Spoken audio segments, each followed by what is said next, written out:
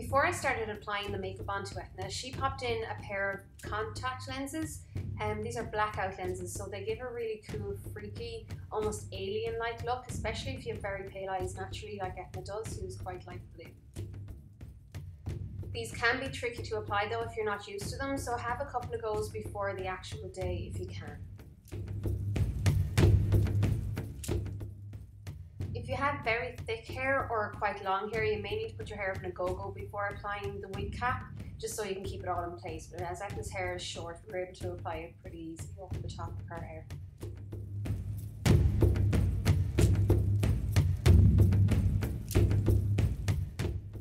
I used my Chanel Soleil de Tan to bronze up Etna's skin, as she's so unbelievably pale naturally. She'd be paler than me, she'd definitely be a very light NC15. And I used my Sigma Flat Top Kabuki to apply the product, as this is really good at buffing it into the skin and just blending it around.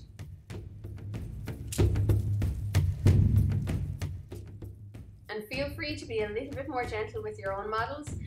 Myself and Etna were on a bit of a limited time frame, so I was doing it maybe more aggressively than I should have, trying to get it on as quickly as possible.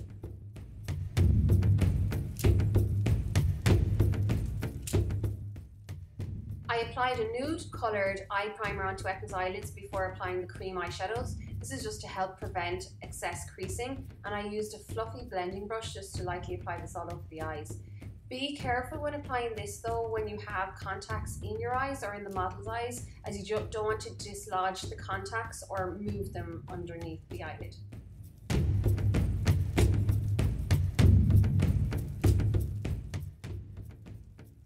So to start the shading around Etna's face, and particularly around the eyes and the contour areas, I'm using an RCMA cream colour. This is in the colour S1. It's just a really light, neutral coloured brown, brilliant for contouring.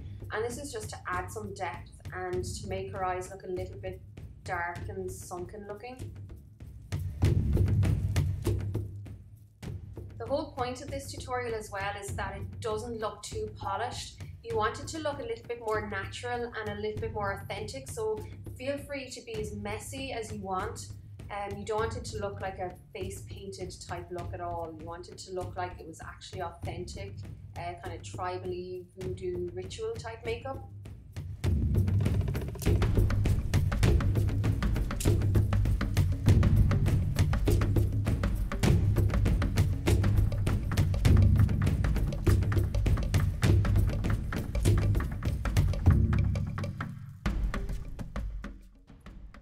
Don't forget your neck and collarbone if this area is going to be on show. Adding shading and contouring to this area can be really effective for this kind of makeup.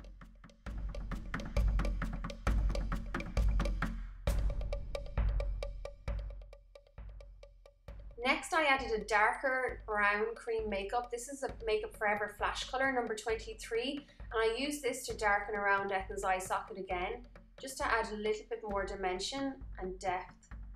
It's good to layer these colours, especially when you are dealing with just one tone, so that it just doesn't look so flat.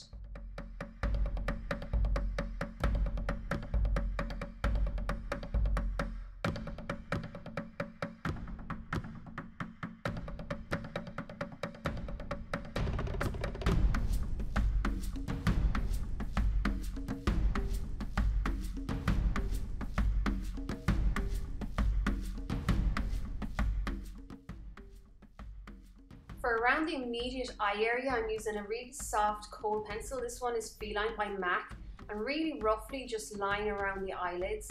And then for the very inner corner of Etna's eyes, I got her to scrunch up her eyes really tightly and then colour over them with the pencil. And this gives a really kind of interesting design to the eyes, which you can just leave there just to make them look a little bit more interesting. But for around the rest of the eye makeup, I used a soft blending brush and just blended it out so that it wasn't such a harsh line.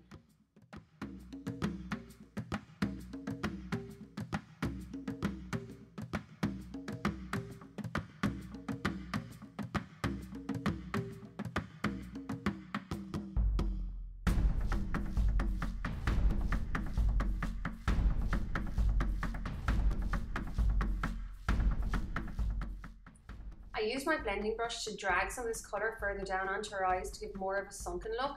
And then for her eyebrows, I'm using a sleek eyebrow kit here, just to make her eyebrows a little bit less groomed looking. I wanted to thicken them without darkening them too much, because I don't want them to be a feature, but just thicken them up a little bit using the brow wax. And then I'm going to use a spoolie as well, just to brush them up into place to make them, like I said, a little bit less groomed looking and a little bit more wild.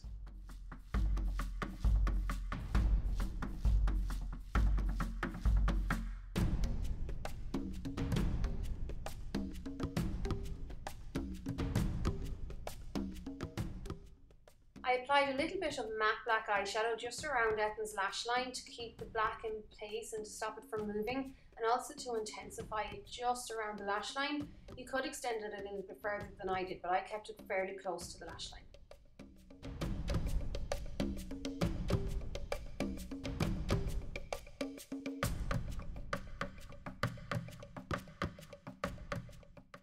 Using a black snazaroo face paint stick, I started to apply different shades to Etna's face. We basically made up this design as I went along. I had a rough idea in my head, but I just knew I wanted it to be like a representation of a skull over dark makeup. So you can kind of change it and adapt it to suit yourself. Don't be too anal about getting it perfect, like I said before. You want it to be a bit more authentic, so a little bit more rugged looking.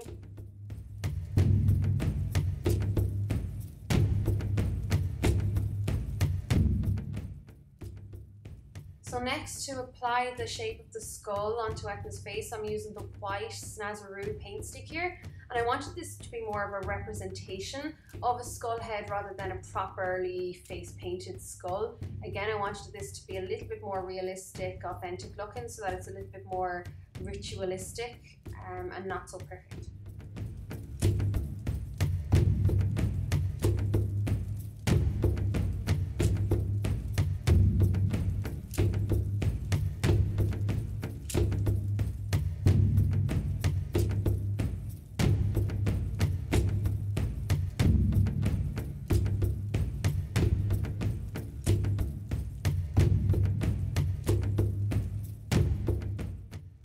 I used one of my brown cream eyeshadows to apply a little bit of shading and dimension underneath the skull shape, just to make it a little bit more interesting looking on Etna's face.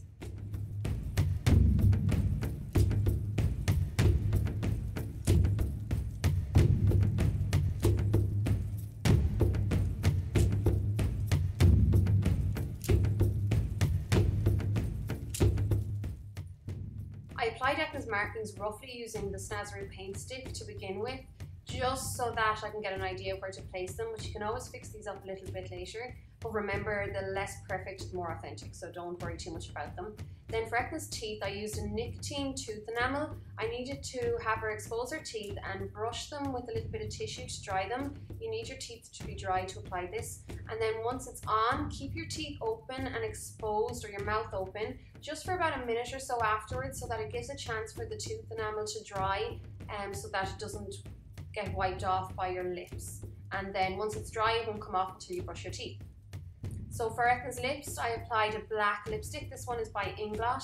You can use black eyeshadow to set it if you want. We just didn't bother here because we knew we were taking it off straight away afterwards.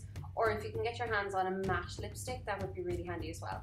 I know Kryolan and Ben Nye and loads of other companies do it, definitely around Halloween as well, so it shouldn't be too hard to get your hands on. Otherwise, you could just use a black like kohl pencil, like the one I used around Etna's eye, and use a black eyeshadow to set that in place as well. And then for above her lips, I wanted to have representations of teeth. Again, I didn't want it to look like a face painted skull.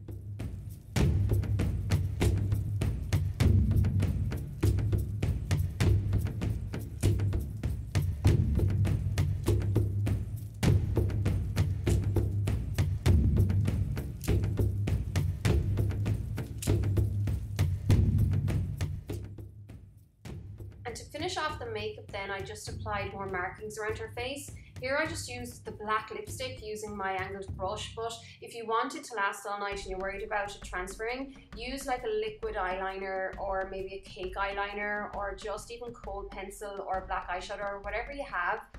It doesn't really matter, just anything that you think won't maybe come away too easily.